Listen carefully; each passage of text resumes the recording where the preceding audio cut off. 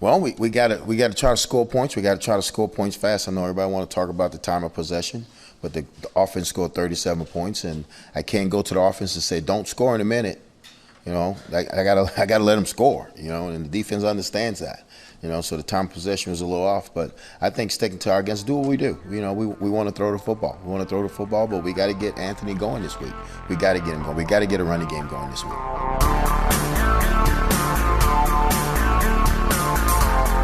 That was Nebraska head coach Mickey Joseph talking about the Huskers' biggest strength on offense, which also might be its greatest limitation. This is certifiably a big play offense at this point. Some of that's out of necessity, some of that's due simply to ability. And you definitely don't want to shut off that big play ability, but it does come with a cost. Namely, the defense can be on the field a lot, which is what Joseph was referencing with his mention of the Purdue game. Enter Illinois, which ranks third nationally in average time of possession at nearly 36 minutes per game. Not coincidentally, the Illini are one of the slowest teams when it comes to pace, running a play every 26.8 seconds this year against FBS opponents. Also, perhaps not coincidentally, Illinois ranks first in scoring defense, giving up 8.9 points per game entering this week. First in opponent success rate, 27.6%. First in pass yards per play allowed, 4.7. And first in pass efficiency defense. That's not to slight this defense in any way, more just to note how well the Illini are playing complementary football right now. If you have an offense that can stay on the field and a defense that can get off the field quickly, they both help each other keep doing exactly what they're good at.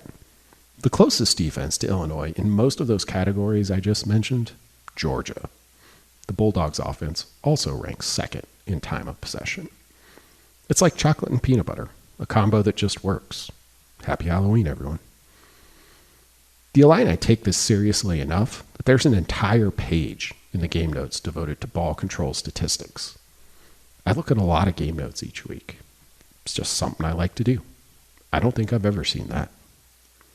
The styles here make this a tough matchup for Nebraska on Saturday. But like Joseph said, what are you going to do? Ask the Huskers not to do the thing that they can do the most often? You're listening to the I-80 preview, back from bye week, Husker Illini edition. I'm Hail Varsity Managing Editor Brandon Vogel. Let's talk some football. We'll jump into the first half of the show here with a look at the opening line. Circus Sports opened this one at Illinois -5 on Sunday afternoon. I'd call that a mild surprise, for me personally at least. It's a little bit lower than some of the power rankings I look at, specifically to get a sense for what these lines will be, had it, though the public has bet this thing into shape, mostly. ESPN's SP Plus power ratings have the Illini 26th this week with a rating of 11.5, so saying the Illini are 11.5 points better than the average college football team. Nebraska is still, I would say, holding strong with a rating of 3.0 and a ranking of 64th. Throw in 2.5 points for home field advantage, and SP Plus puts this game somewhere close to Illinois -6. FPI, ESPN's other major power rating, has Illinois 34th this week with a rating of 8.3. Nebraska is below average here, -0.9, which ranks 71st. That gives us a line with the same home field advantage of Illini -6.7. By midweek, the actual line here was up to Illinois -7.5. So the public was liking the Illini more than even the power ratings were. Per the Action Network, at the time of this recording, 62% of the bets so far in this game were on Illinois. Tells you where things are at. Move to the key players portion of our show each week. We'll start, as we always do, with in this case it's the visitor. I guess when Nebraska's on the road, it's just the opponent. But the visitor, Illinois. You won't be able to miss him, so let's just start there. Number 1, running back Chase Brown. Leads the nation at 1,059 rushing yards on the season. He's one of 2 running backs so far to be over 1,000 yards. He's a grinder. He's also first in the nation at 27.4 carries per game. He's not the biggest big play back you'll see. Brown's 5.52 yards per carry, quote unquote, only, ranks 23rd among the 62 players with at least 100 carries this season. That said, he does exactly what Illinois needs. Since returning from injury last season, so Brown was in and out of the lineup at the start of 2021 and kind of returned full strength against Charlotte, rushed for over 200 yards against Charlotte. And since that point, so the last 14 games, 7 this year and the final 7 of 2021, Illinois is 10-4 with Brown in the lineup. He's a pretty big part of what they do. Number 2, another big part of what they do, defensive tackle Jerzon Newton. He looked good as a freshman last year. He looks really good this year. Newton leads the country in hits on the quarterback, 15, and quarterback pressures, 35, both numbers courtesy of Pro Football Focus. He and bookend defensive tackle Keith Randolph Jr., so then this 3-4 front, are known as, quote-unquote, the law firm. And it's a cool nickname. Normally I wouldn't mention it, but I'm mentioning it specifically because they've actually partnered with a real law firm, which is donating $100 for each sack to a local boys and girls club. Newton and Randolph have 4 sacks each. Third on the list for me with Illinois, nickelback Quan Martin. He's 9th nationally in passes defended with 10. That's 8 pass breakups and 2 interceptions. He plays Illinois' star position, and it's aptly named in this case. Sporting News named him as a midseason All-American, first team, and he's not the only one you got to worry about back there. Corner Kendall Smith also has 7 passes defended, including 4 interceptions. Flip this over to the Husker side of things. Number 1 for me, I'm going to go with inside linebacker Chris Kolarovich. Mickey Joseph announced this week that Nick Henrich is out for the year. So in steps Kolarovich, a player I liked quite a bit as a Northern Iowa transfer. He's just been behind Reimer and Henrich, who are 2 pretty good players. Nebraska tried him out at nickel, but with Henrich out, Kolarovich is back inside. It's a big opportunity for him. Nebraska's linebackers are going to have to be pretty good on Saturday. Luke Reimer usually is, but this is a big opportunity for Kolarovich. He might need to play his best game yet in a Nebraska uniform against that tough-to-handle Illinois run game. Number 2, we'll go with a guy that Mickey Joseph mentioned, running back Anthony Grant. Joseph was pretty clear that they want to get him going this week. I agree. It's important. It's also going to be brutally hard. Illinois has held 5 opponents to less than 3 yards per carry this season, though Wyoming and Minnesota topped 5 yards per carry against this defense. Both teams also happened to lose. Grant's had fewer than 50 rushing yards in 3 of the last 4 games. He still ranks 25th nationally at 682 yards. It's not a question of him. We know he's good. This would be a game where if he were to go off, great. That would probably be, that might be the best possible sign for Nebraska and its chances to win this game. But even something like the Indiana performance, where Grant had 32 carries, averaged 4.2 yards on those carries against Indiana, and it was enough. Might be more in the realm of possibility this week. Third key player for me for Nebraska, I'm just going to go with the whole O-line. Against the Illini's high-powered law firm, the Huskers better have found some competent legal representation over the bye week. Put it that way. I think we know that's probably asking too much at this point. Only so much you can do in a week. But Illinois is going to ask it, so we might as well. If you thought past games were rough for the Huskers up front, things look to be even rougher over these final 5 games, unless Nebraska has figured some things out. And that starts in a pretty big way this week. An Illinois defensive front, really the front 7, is active. It's in the opponent backfield. It's also just pretty big. It's a It's a sizable challenge for Nebraska this week. That's going to take us to halftime. Here's meteorologist Rusty Dawkins with the forecast for this 2:30 p.m. game in Lincoln. You can follow Rusty at Husker Weather on Twitter and check hailvarsity.com leading up to the game for continued updates. Hi there, everyone. Meteorologist Rusty Dawkins for Hail Varsity and the I-80 Preview Podcast Forecast. And okay, it's the end of October, and we've seen just about everything this time of year. We've had snowfall this time of year. We've had severe weather this time of year.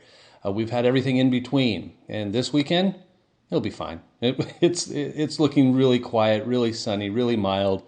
It's going to be a great weekend for football. So here we go. Illinois coming to town. It's a 2:30 kickoff on Saturday. And if you're doing some tailgating, this is about the only thing that may be adverse. It's the temperatures early in the morning on Saturday. It'll be in the upper 30s and lower 40s, which isn't bad for this time of year, but still a chill in the air, plenty of sunshine. By 10 a.m., mostly sunny to partly cloudy and temperatures around 50.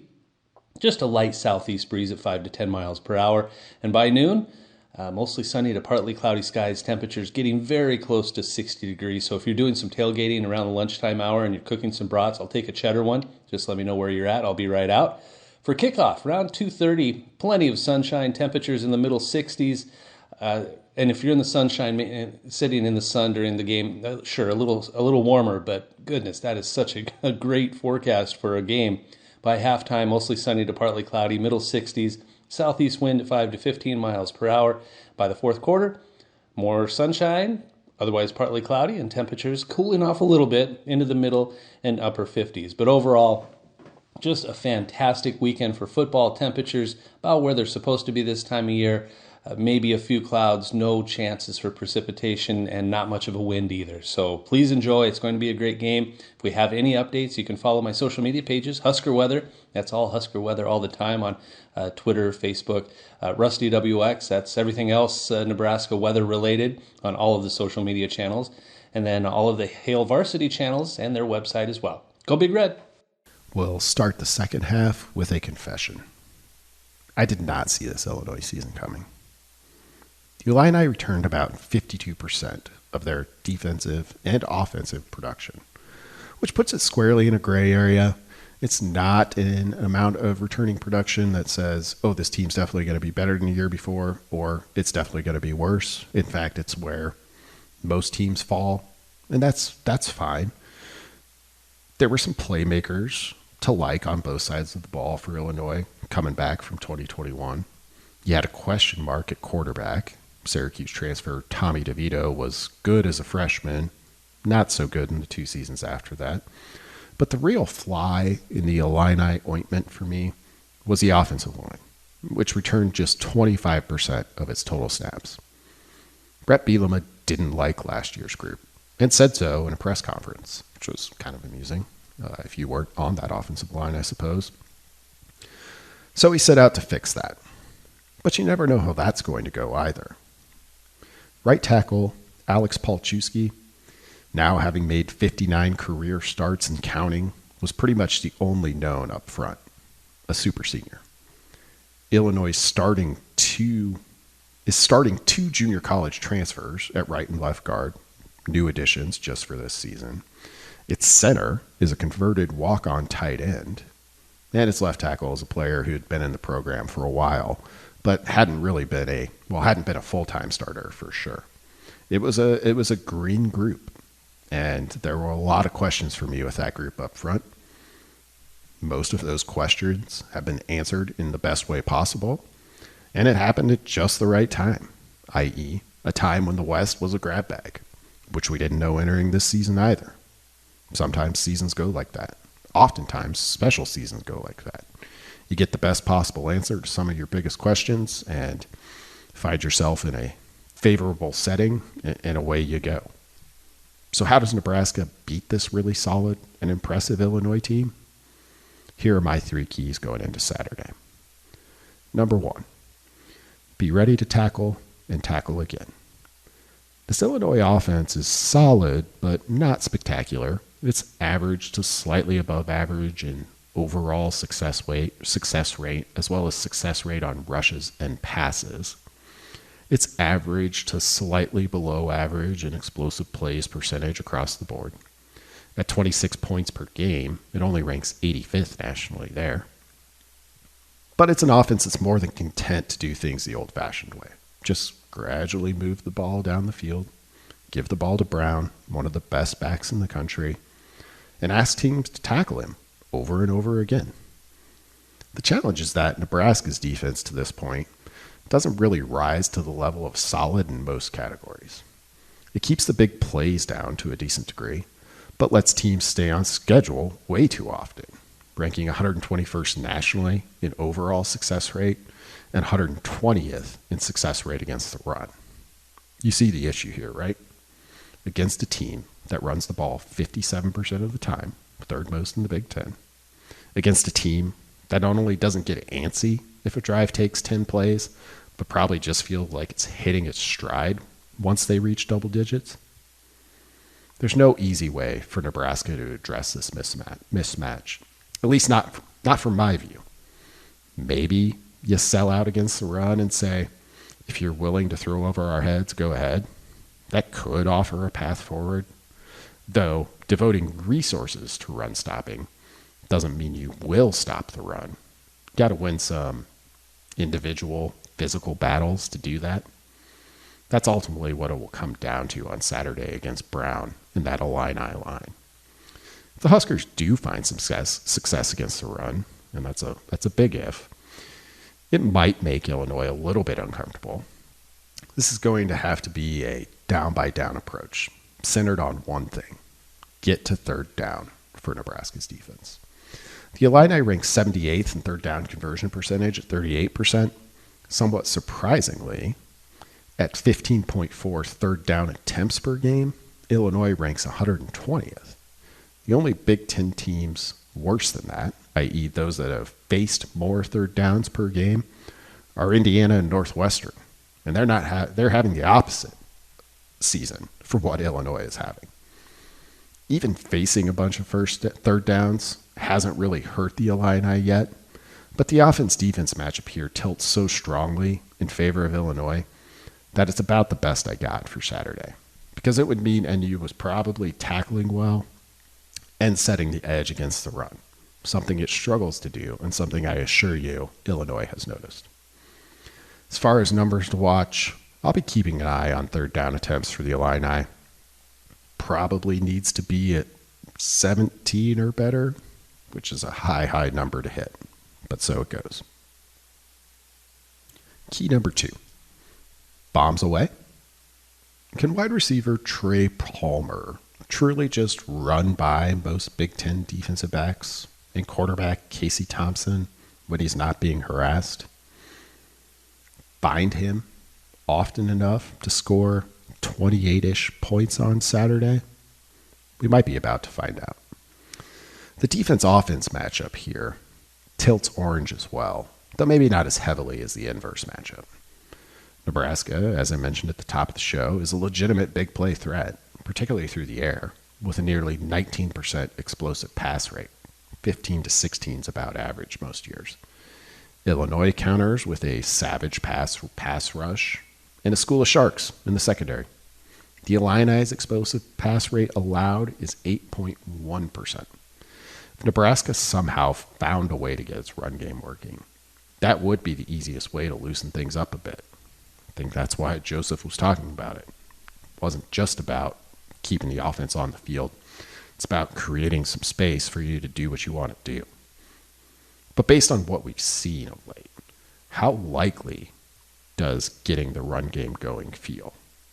You'll try it and hope for the best, but the best bet, which still doesn't feel like a good bet, might be for Nebraska to just play to its strength and take your shots in the passing game. The only team to beat Illinois so far, Indiana, threw it 52 times in its Week 1 win. Didn't throw it all that well either.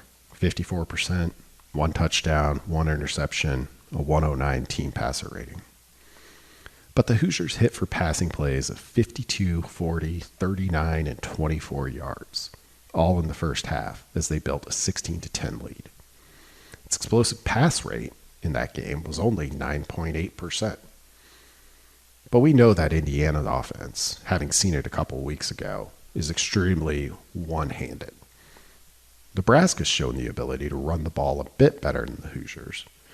But going right into the strongest part of this Illini defense probably has to happen to some degree. I'm going to set the number to hit here pretty low out of deference to this Illinois defense more than anything else. But the Huskers probably need to be at about a 12% explosive pass rate on Saturday. Remember, they come in averaging about 19. But wait, you might be saying, Indiana got a win at just 9%. I can't stress enough that the Hoosiers were really, really fortunate to win that game. The Hoosiers were also +2 in turnover margin. Speaking of, key number 3, be ready to pounce. If this is all feeling somewhat bleak, my apologies. I'm just really impressed by Illinois so far. And the Illini's strength on offense happens to hit a Nebraska weakness, while a Huskers' strength happens to hit an Illinois strength when you flip it around. That said, if there's a wild card for Saturday, it could be the Illini's propensity to put the ball on the turf.